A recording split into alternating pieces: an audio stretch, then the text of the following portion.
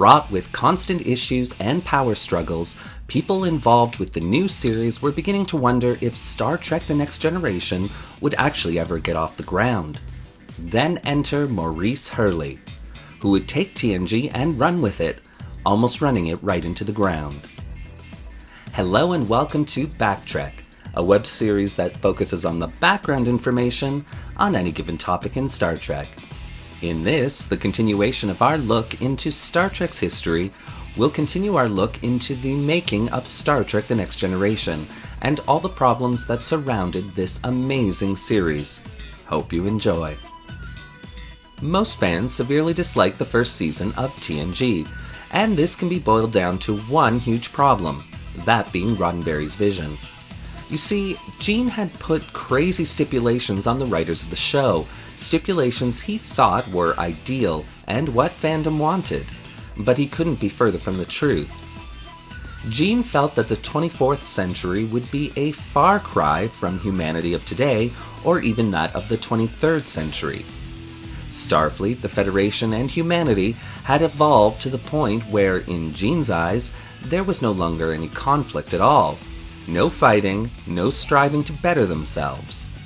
Humanity was the ideal best version of itself that it could ever be, and hence the problem. Without those qualities that made the original series so great, you ended up with a show that was more often than not boring, and simply patronized the audience with the crew of this new great Starship Enterprise simply traveling from planet to planet spreading the Starfleet gospel. With a turnover of about 30 writers during the first season, Gene was at his wit's end, fighting amongst production staff, and his lawyer, Leonard Maizlish, had reached a fevered pitch, while Roddenberry's health continued to spiral downward. He needed help to get things under control and moving again. So he approached Maurice Hurley, who Maizlish had hired on as Supreme Writer Galore to become TNG's showrunner. Maurice respected Gene a lot, even though he felt Gene's ideas of the future were pretty crazy. And most likely out of respect, Hurley would continue to push Gene's visions through seasons 1 and 2 of TNG. Hurley accepted the new position and sent Roddenberry and his wife Majel on a trip to Tahiti, while he got Roddenberry's new house in order. This all in itself would send ripples, no, not ripples really, tidal waves through the production staff of the show. No one much cared for Hurley to begin with, and Gene leaving him the reins would see a lot of people angered and dismayed at this new Star Trek project. Being an I don't care what anyone else thinks type of person, while never writing a single piece of science fiction in his life, Hurley was certainly the last person that anyone would have expected to have control over the show. Getting right to work, Hurley began to make decisions as he believed Gene would. No matter how great a story that was pitched to Hurley, he wouldn't accept it if it broke even one of Gene's utopian ideals. No one was really allowed to come up with new ideas like how they had been on the original series, and I think most people would agree this really hurt Season 1 of TNG. Behind the scenes, the actors were getting into constant battles with Hurley.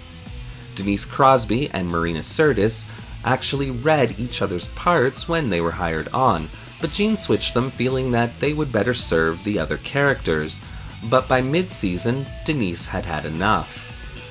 As an actress, she felt that she really wasn't getting to show off her acting abilities during the first season, oftentimes being relegated to lines like "Hailing frequencies open, sir."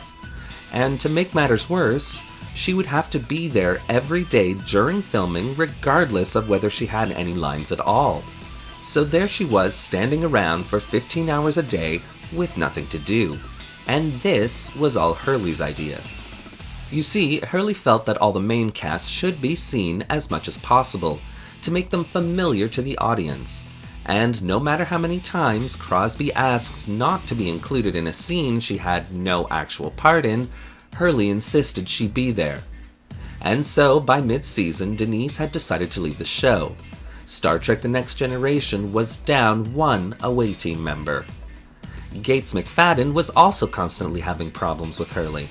Coming from a theatrical background, she oftentimes would attempt to give suggestions on her character's development and reactions to certain things.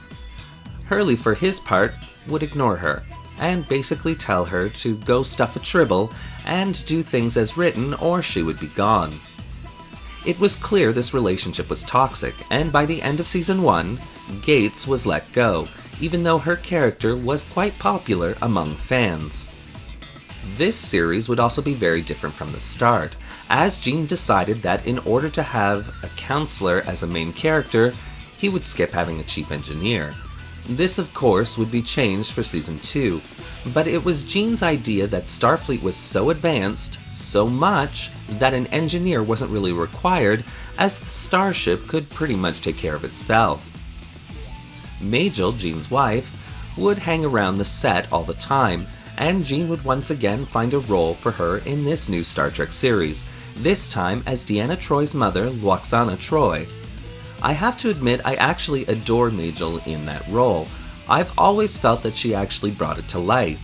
She would also continue the tradition of being this new Enterprise's computer voice, something she would end up doing throughout all the series and even some of the Star Trek movies until her death in 2008. Thanks to Maizlish's continued interference in everyone's personal affairs, the end of season 1 would see almost all of the original series production staffers Gene had brought on gone their separate ways, something Gene himself actually cried about, as he had lost, as he put it, all his old friends. Season 1 of TNG would see many new and interesting concepts, ideas, and alien races added all into the Star Trek mix, as well as redeveloping some old foes into new Star Trek friends. The Enterprise D herself was designed by model designer extraordinaire Andrew Probert. The basic layout of the ship was derived from a painting Probert had done following Star Trek the Motion Picture, of how he would have redesigned the Enterprise had he been allowed to break with the basic Matt Jefferies and Joe Jennings plans that they had created for the failed Star Trek II series. Probert would also design the way the Enterprise D would separate, even though his original design did not have this primary-secondary hull separation idea. 2 versions of the Enterprise D model were built by Industrial Light and Magic for filming on the series, a large 6-foot model and a smaller, less detailed 2-foot model. During the early planning stages of TNG, it was intended for the series to be set in the late 25th century. The Enterprise D would have been the 7th starship to bear the name, with a registry of NCC 1701-7. After the release of Star Trek IV: The Voyage Home, however, the designation was changed to NCC 1701-G, as the Voyage Home had established the dash letter designation. Eventually, Gene and the producers of the show decided to move this series to 80 years after the original series, and settled on the now famous NCC 1701D. Another interesting bit of early Trek trivia for you all was that there were actually talks in those early days of eliminating starships from the TNG series altogether, and merely having the crew beam around the universe using the transporter, but this idea was quickly dropped. Interior sets were supervised by Herman Zimmerman during the first season. Andrew Probert would again contribute several design sketches for how the bridge and the rest of the ship should appear.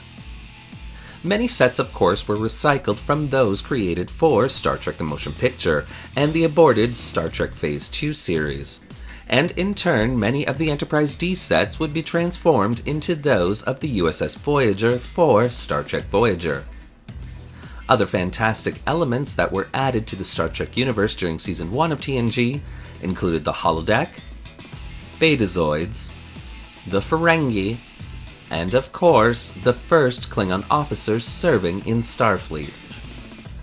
And although there were really few episodes that I would consider great, there are 2 worth mentioning: Conspiracy and The Neutral Zone. Conspiracy in itself was a very atypical episode for TNG in Season 1. Jam-packed with violence and conflict, it began to show what the series could be capable of achieving. The neutral zone, on the other hand, would sow the seeds for what would eventually become the Borg and propel TNG from a disliked series by most fans to one of the most beloved by the fanbase.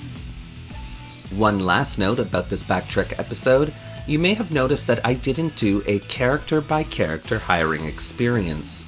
Worry not, however, Trinaries, that is coming. I've decided to break them up into future episodes of this historical overview, for if I did lay it out here, TNG's Season 1 overview would either be extremely long, or in so many parts, it would feel like we were stuck in a subspace sandbar. So, when we next return to this Star Trek historical overview, we'll continue our look at the production of Star Trek The Next Generation Season 2, and how Maurice Hurley's decision-making would continue to bog down Star Trek until he was let go at the end of that season. I'll see you then. Thank you for watching today's episode of Backtrek. What do you think of the problems surrounding Season 1 of Star Trek The Next Generation? Are you surprised it even survived to make a second season? Well, leave your comments in the section below, and don't forget to like the video and subscribe to the channel, hitting that little bell icon so you won't miss a single video we release.